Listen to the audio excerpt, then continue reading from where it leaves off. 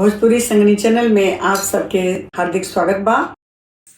अगरा चंदन ने बुला पलटवा भारी पनवा हो लाल चूसना कावाना दुल्हा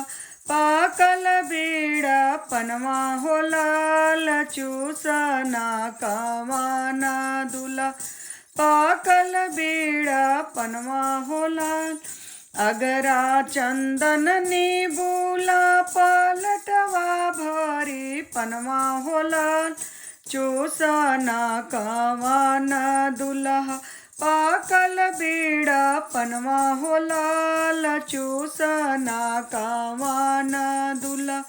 पाकल बीड़ा पनवा हो लाल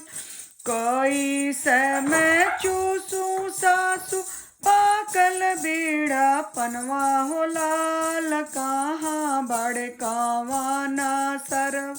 खेलब जुआ सरिया होला कहाँ बड़ कावाना सरव खेलब जुआ सरिया होला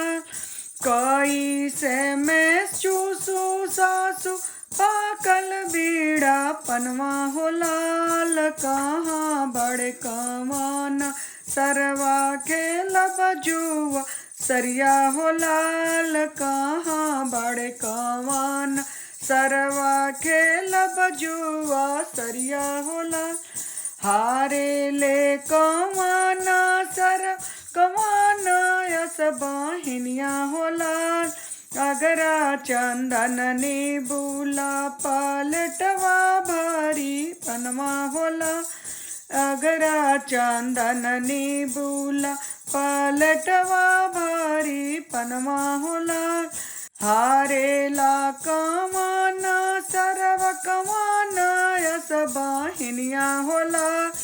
अगरा चंदन ने बुला पलटवा भारी पनवा हो लाल अगरा चंदन ने बुला पलटवा भारी पनवा हो लाल चूसना कावाना दुल्हा पाकल बीड़ा पनवा हो लाल चूसना कावाना दुल्हा पाकल बीड़ा पनवा हो लाल चूसना कावाना दुल्हा पाकल बीड़ा पनवा हो लाल।